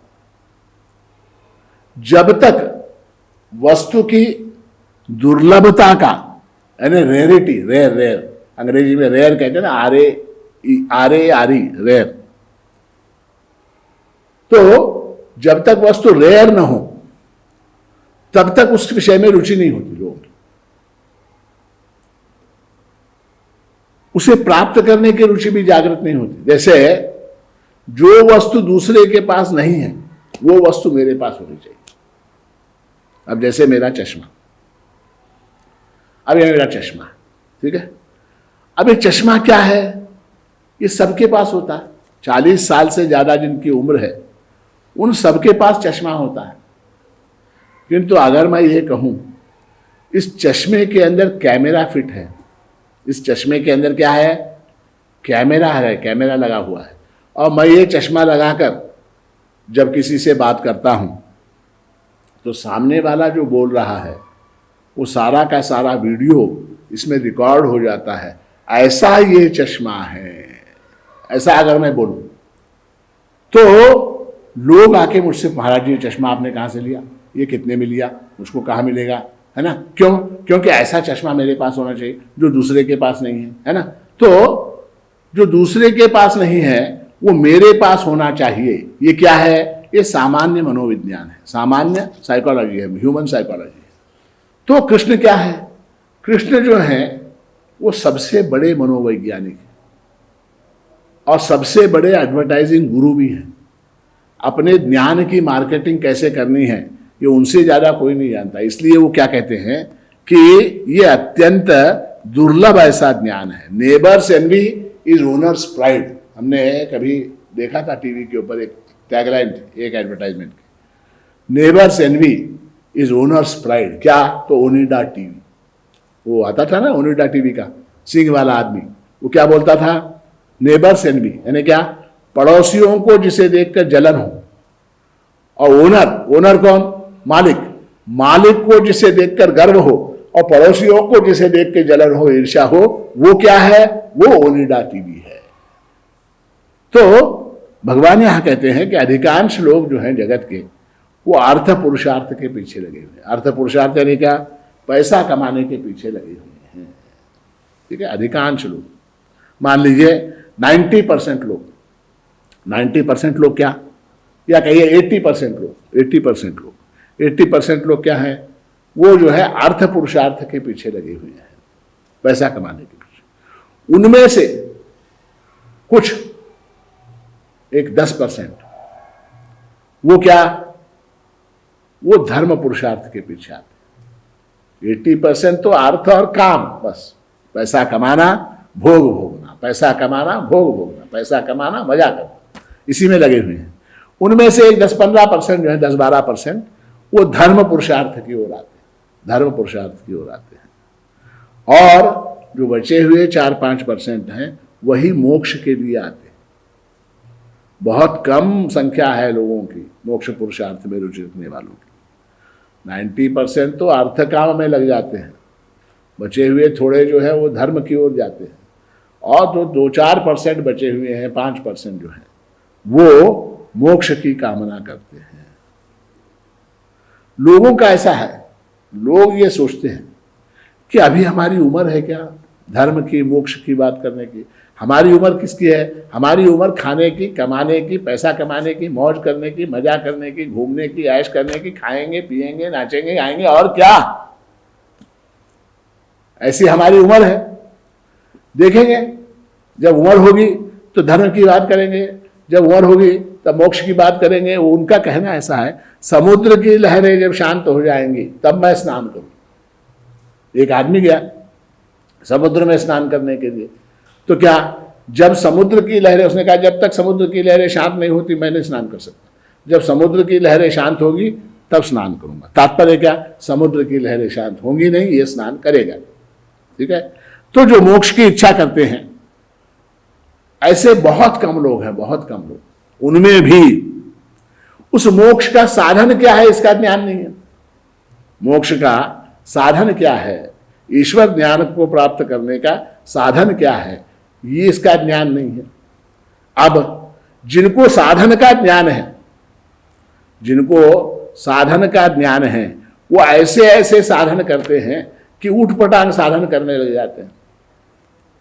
साधन उपलब्ध भी हो तो मोक्ष के लिए जो साधन है उस साधन के पीछे नहीं जाते, ऊट पटांग साधना करने लग जाते हैं।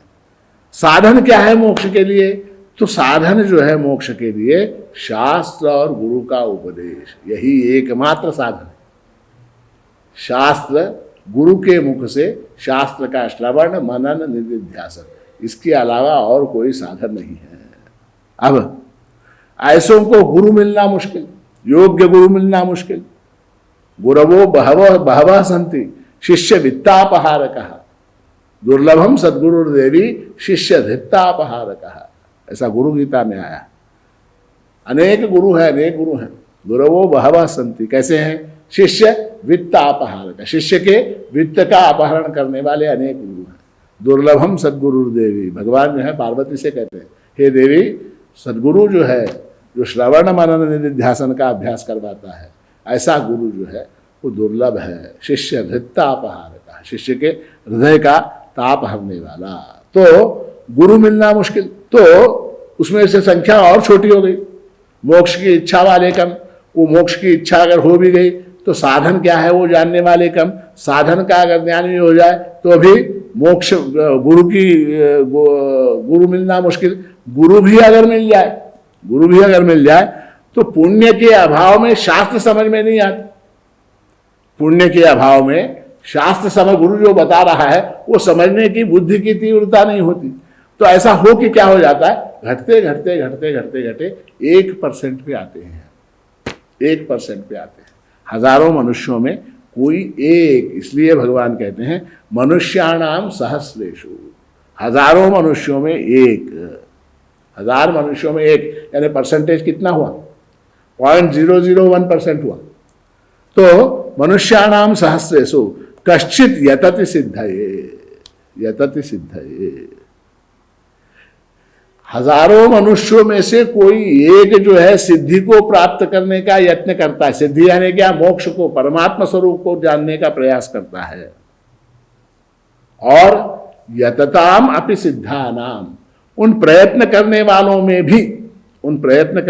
में भी यहां देखिए भगवान ने सिद्धा नाम कहा है, उनको सिद्ध कहा, प्रयत्न करने वालों को सिद्ध कहा। वास्तव में वो क्या हैं? वास्तव में वो साधक हैं। भगवान कहते हैं यतताम अपि सिद्धा नाम, उनको सिद्ध कहा। क्यों कहा? तो भगवान जो है वो बहुत अच्छे टीचर हैं। कृष्णम वंदे जगत गुरुम, भगवान क्या हैं? जगत के सर्वोत्तम गुरु हैं, सर्वोत्तम टीचर हैं। टीचर जो है, गुरु जो है, वो अपने शिष्य की जब तक प्रशंसा नहीं करेगा, उसको बढ़ाएगा नहीं, उसको चढ़ाएगा नहीं, तब तक जो है शिष्य की जो है उस विषय में रुचि नहीं बनती। वो कहते गुड बॉय, वो लिखते हैं ना नोटबुक के, गुड, वेरी गुड, एक्सीलेंट है। होता है क्या? एक्सीलेंट होता है क्या? वो एक्सीलेंट नहीं होता। मैं उसको प्रोत्साहन देने के लिए टीचर लोग क्या करते हैं? Good, very good, excellent, marvellous वगैरह लिख देते हैं। उसी तरह से यहाँ पर भगवान जो है उस शिष्य को प्रोत्साहन देने के लिए, यद्यपि क्या है वो साधक है, यहाँ भगवान कह रहे हैं सिद्धा नाम, सिद्ध कह रहे हैं उसको। यतताम अपि सिद्धा नाम माम वेत्ति तत्वतः कश्चिन माम वेत्ति तत्वतः।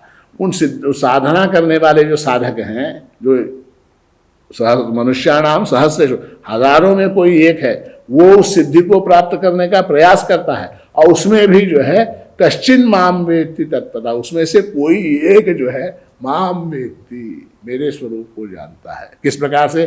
तत्वतः, मेरा स्वरूप क्या है, वो तत्व क्या है, वो आत्मरूप क्या है, इसको अच्छी तरह से समझने वाले जो है वो बहुत बहुत बहुत कम है, वो अत्यंत दुर्लभ है। ये क्यों बता रहे हैं भगवान ये सब बातें? वो इसलिए बता रहे हैं क्योंकि किसी भी वस्तु की दुर्लभता से उस वस्तु का मूल्य बढ़ जाता है।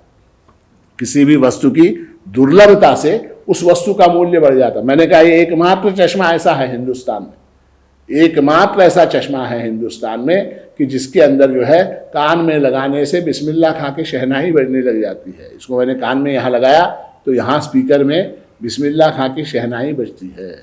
अथवा इसके अंदर कैमरा लगा हुआ है, एकमात्र चश्मा है पूरे बीदर जिले में। मैंने कहा तो क्या हो जाएगा? इसका मूल्य बढ़ जाएगा। महाराज जी का चश्मा बड़ा रेयर है, बड़ा दुर्लभ है, मूल्य बढ़ जाएगा।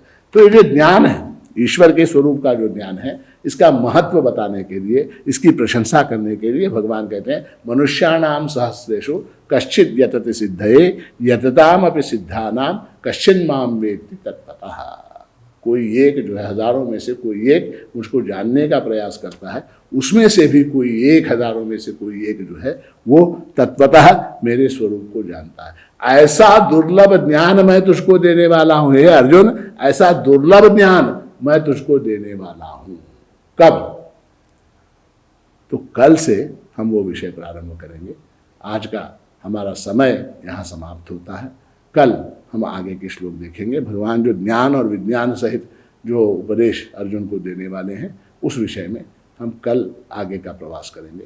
तब तक के लिए हम जो है अब यहाँ विराम लेते हैं। अवधूत चिंतन श्री गुरुदेव दत्त सद्गुरु माणिक प्रभु महाराज की जय।